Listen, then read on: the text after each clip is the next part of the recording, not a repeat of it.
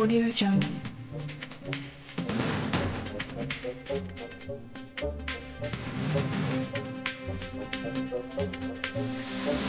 Audio Jungle. दोस्तों, मेरा नाम मोहत सिंह राठौड़ है। आप देख रहे हैं गोपाल टीवी और मैं आज आपके सामने जिस विषय को लेकर आया हूँ वो विषय है ग्रामीण वोट, ग्रामीण मतदाता और ग्रामीण मतदाताओं को बरगलाते विपक्ष के लोग। मैं किसी पार्टी पर नहीं जाऊंगा, पक्ष विपक्ष तो सबका होता है, लेकिन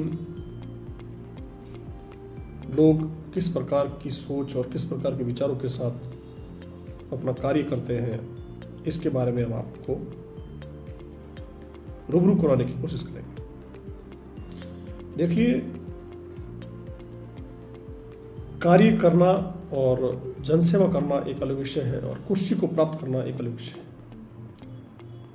किसी भी हालत में साम दाम दंड भेद से अगर कुर्सी हासिल करना है तो व्यक्ति कितनी निचले पायदान पर चला जा सकता है, गिर सकता है, इसका शायद अंदाजा हम नहीं लगा सकते। लेकिन यदि कार्य करना है और वास्तव में जनता के लिए सेवा करना है, उसके लिए व्यक्ति को कुर्सी की तरफ न देखते अपने कार्य को करते रहना जरूरी है। बहुत से ऐसे लोग हैं जो बगैर कुर्सी के भी उन्होंने बहुत सा काम किया, बहुत काम करते रहे, जिंदगी करते रहे, उनको कभी इज्जत और कभी सम्मान नहीं मिला और न ही उन्होंने कभी इसके बारे में सोचा। लेकिन आखिर में ऐसे लोगों को ढूंढ कर कई लोगों ने सम्मान दिया, कई सरकारों ने सम्मान दिया, कई केंद्रीय और राज्य सरकारों ने सम्मान दिया। लेकिन जब बात आती है कुर्सी की तो हर काम को नज़रअंदाज करवाने की और करने की कोशिश की जाती है। कारण कि किसी हालत में व्यक्ति का वर्चस्व नहीं बढ़ना चाहिए और किसी हालत में कुर्सी नहीं मिलनी चाहिए। मैं यह कवरेज निष्पक्ष रूप से करने की कोशिश करूंगा और निष्पक्ष रूप से अपने विचार रखने की कोशिश करूंगा। मेरा मकसद है कि देश को एक ऐसा राष्ट्र नेता मिलना चाहिए, ऐसा एक राष्ट्र जननायक मिलना चाहिए जो पूरे देश को जीतने के बाद पक्ष और विपक्ष को अपने बच्चे की तरफ प्यार करे, किसी प्रकार का भेदभाव ना करे, किसी प्रकार की द्वेष की भावना ना हो और किसी प्रकार की राजनीति छोटे स्तर पर ना हो। देखिए, व्यक्ति के गुण और संस्कार उसके जन्म से उसके संस्कारिक होते हैं। यह हम पेड़ और पौधों से लेकर जंतु और सभी तरह से देख सकते हैं।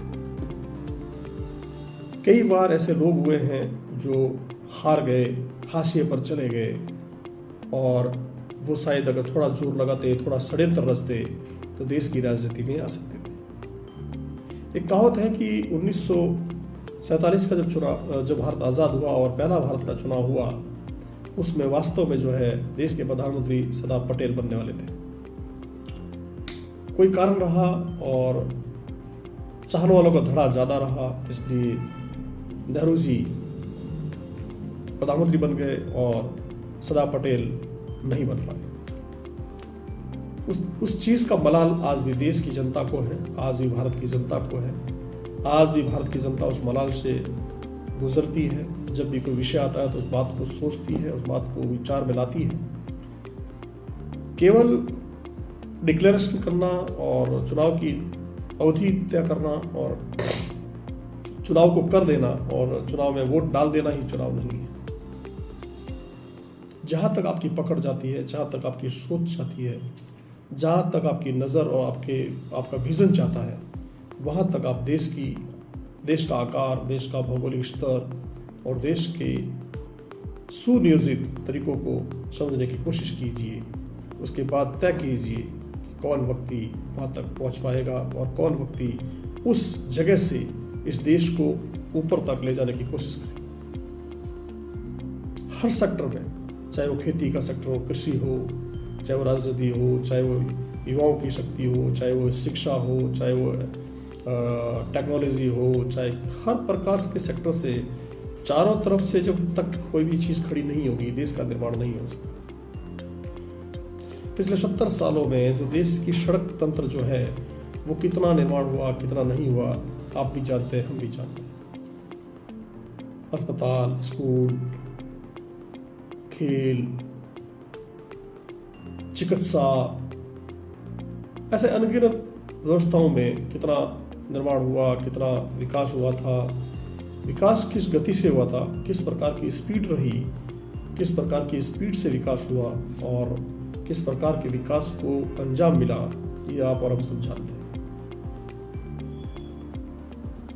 आप भी कमा के खाते हैं, हर व्यक्ति कमा के खाता है। कोई किसी घर पर राशन नहीं भेजता है। फिर हम किसी के बारे में ज़्यादा चिकनी चुपड़ी बातें क्यों करें?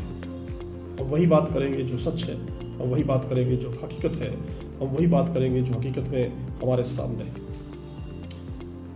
देश में कोरोना आता है और कोरोना में बहुत बड़ी संख्या में देश के 80 करोड़ के आसपास लोगों को राशन मिलता है।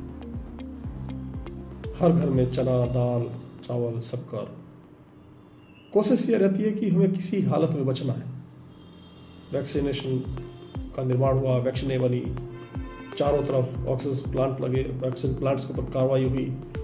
इन कोरोना के अंदर भी ऑक्सीजन के ऊपर आधी रात को जो है नेता और जो डिपार्टमेंट्स बैठ करके उसके ऊपर पूरी चर्चाएं करना, उसके ऊपर बहुत ज़्यादा एक्टिव होना, हर प्रकार से जनता को बचाने की कोशिश करना।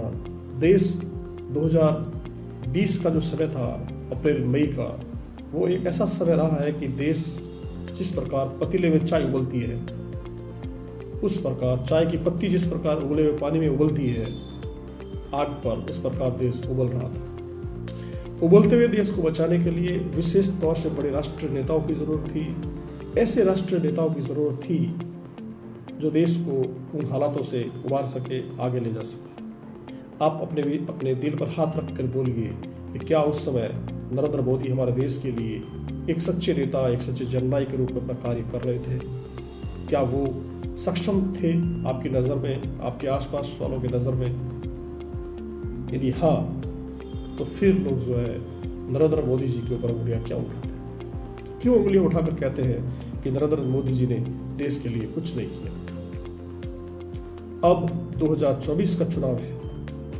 इस 2024 के चुनाव में आपको 10 साल के रिपोर्ट कार्ड के मुताबिक किस व्यक्ति को चुनना है, किस व्यक्ति को आगे लाना है, किस व्यक्ति को हमारे देश की सत्ता सौंपनी है, किस व्यक्ति को प्रधानमंत्री की कुर्सी में बिठाना है, कौन सा ऐसा निर्णय आपके हाथ से होना है, उसके ऊपर आपको विचार करना है।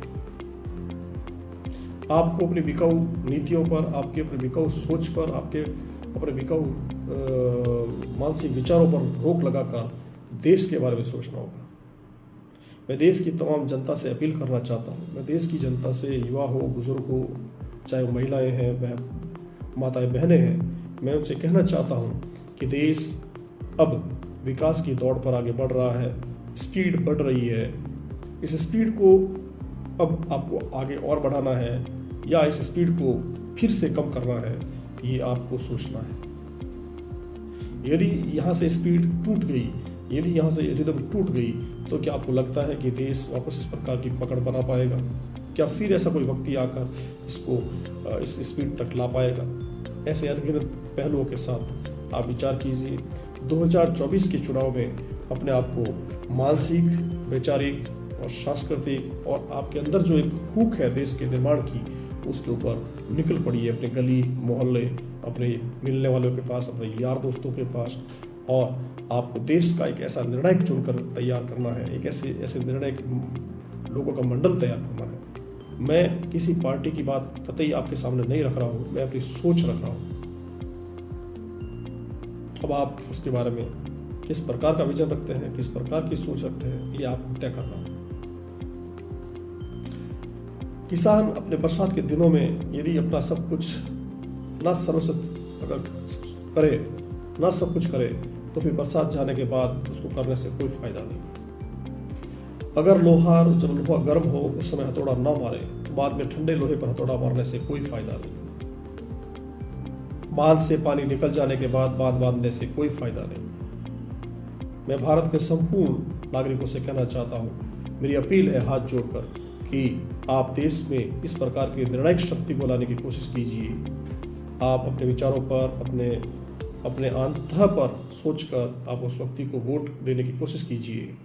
अपने क्षेत्रीय एमपी, अपने क्षेत्रीय नेताओं को आप जिताएंगे तो कौन सी कुर्सी मजबूत होगी, कौन सा व्यक्ति उस कुर्सी पर पहुंचने के लिए नज़दीक पहुंचेगा, ये आपको सोचना होगा। ऐसे अनगढ़ंत विचारों के साथ मैं Moti Singh Rathore, editor in chief Mokaji TV, फिर आपसे लेता हूँ इजाज़त। फिर एक नई विचार के साथ आपके सामने पेश होने की कोशिश करूँगा। तब तक दीजिए क्या। जय हिंद, जय भारत।